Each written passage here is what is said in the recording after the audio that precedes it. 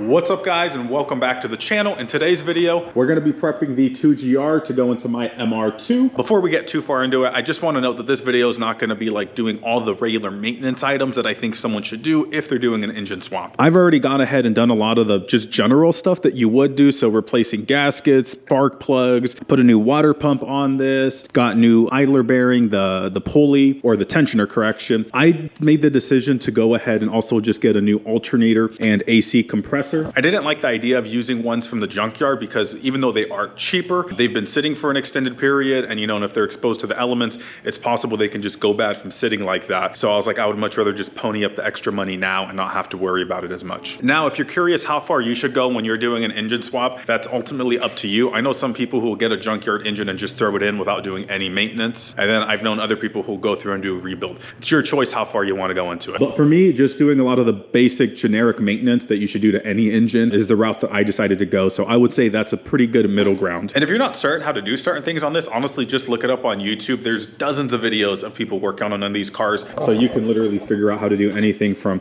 changing the tensioner to replacing the water pump and anything in between. And with that, we're gonna start off by modifying the block so it can mount up to the transmission. So there's a few things we'll have to do. We're gonna start off with the grinding. So I know right here, this is gonna need to be grinded down to make room for the transmission. This also needs to be grinded down as well. The big thing here is that this hole does get reused. It's one of the mounting locations. So you just want to be careful that you don't grind too much off and mess up the structural integrity. This little ear right below it though does not get used, and you could just lop it off. Then coming to the other side, we're going to need to cut this little area right here into this channel. And I believe we make room for this so that the slave cylinder can mount. And then down here, we'll need to cut this little lobe off as well. This does not get reused and is not used for like a mounting point. So you can just cut that straight off and not have to worry about it. To get the job done, I'm just going to use a combination of my angle grinder here and then my Dremel.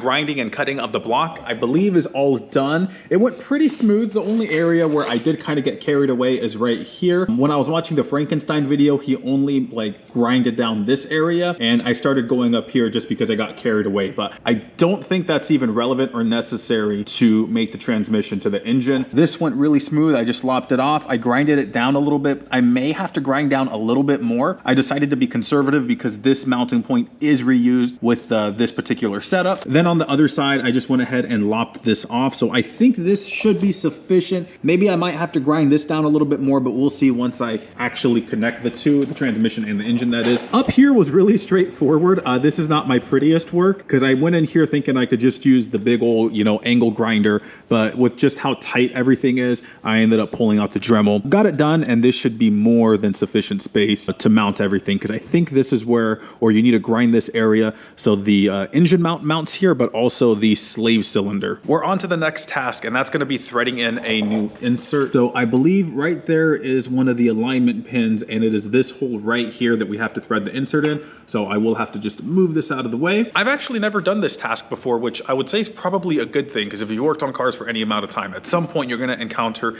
messed up threads, but I've been lucky and I've always been able to save it, or it just hasn't been an issue. So first time doing this. This is the kit that I bought, and this is everything that comes in it. So it looks like I have a drill bit to drill it out to make sure it's the right size for the insert here. This is to make the threads, and then this is to actually spin the thing in.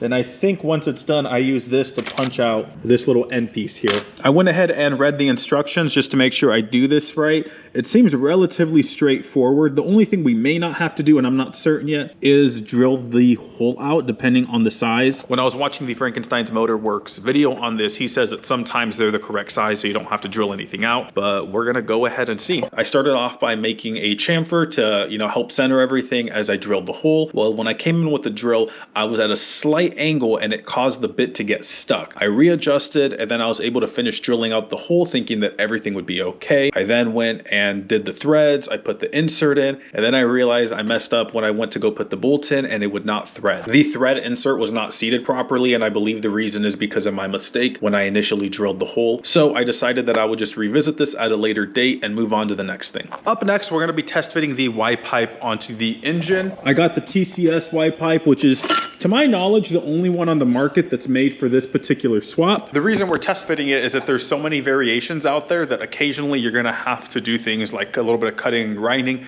just to make it fit. So the first thing we're gonna end up doing is cutting these studs off. So these are not found on every 2GR out there, but just some of the variations have these little studs. And this one in particular, I believe is gonna be the problem, but neither of these are used for this swap. So I'm just gonna end up cutting both of them off right now. And then I should have the room to test fit the exhaust on.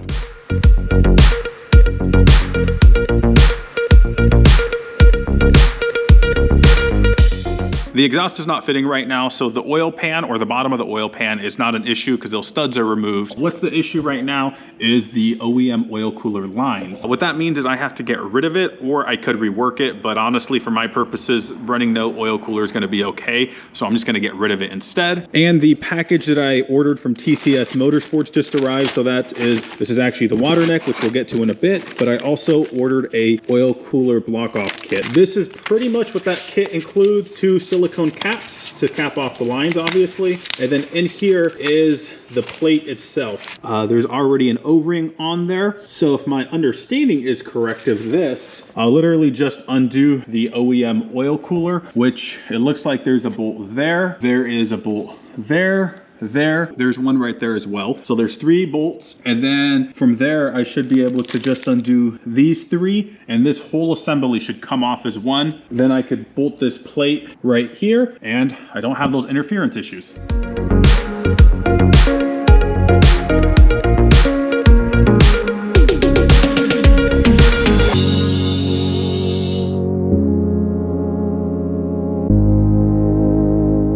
The camera battery died when I was installing this portion of the block off plate, but that's super straightforward. You clean off the surface, then you just, torque it down to spec, and that's good to go there. The other thing that the kit comes with are these 2 little silicone caps. One will actually go over here. So this is for the heater core. This one is for the oil cooler, and then there's a third one that tees off way up here, and that goes to the throttle body. Each of them are different sizes, so it's really easy to figure out which one goes where. This will go on the oil cooler port right here, or the coolant that would have gone to the oil cooler. And then if we come over to the water neck, this has several ports as well. So this is one of the main coolant lines. This is a port for the water or the temp sensor. This is obviously where you fill it up. This one goes to the heater core, I believe. I don't remember if it's return or coming back, but either way, it goes to the heater core. And this one down here is what goes to the oil cooler. And since they're all different sizes, this will only fit on one of them, and that's that. So I don't have to worry about that anymore. I will be putting some clamps on there just to make sure that doesn't fall off, but it should be good.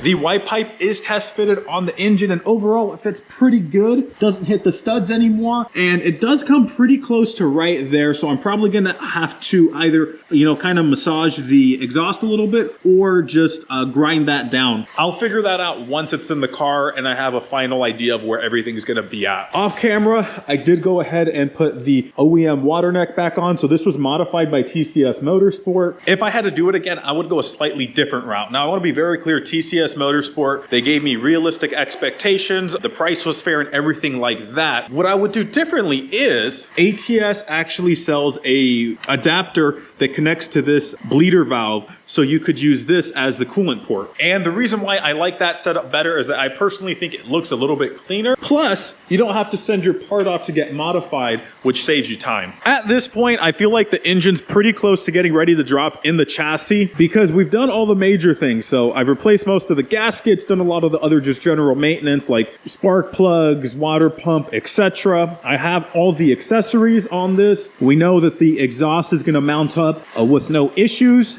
The block itself has already been modified. Really the only thing I have to revisit is this. I'm still beating myself up over that. You live and you learn. I'll likely end up just having to drill that out and go up a size. It's not the ideal situation, but I'm feeling pretty comfortable that I'll still be able to make it work safely. Once I get this fixed, the next thing I'll do is actually mount the flywheel pressure plate, and then I'll be able to make the transmission to it, and that thing is ready to drop in the engine. On the chassis side of things, there isn't much left to do. I already pulled out the fuel tank so I can replace the fuel pump. So all that's sitting right there. I just got the new fuel pump in, so I'll end up throwing that in probably in the next couple days. And once the fuel tank is back in the car, at that point, the engine can go in. Really, the only major part I don't have at this point is the engine harness. So I ordered a custom one and I'm waiting on it still, but I can still put the engine in without all that. The install of the engine harness can easily be done with the engine in the car, so I'm not too worried about that. And then some other cool stuff is the wheels. What I ended up getting for the car is the NKTS5, so they're a 5-spoke in a bronze color. I think it's gonna look really, really good. You know, aside from the little setback today, things have been going really, really smooth on this swap.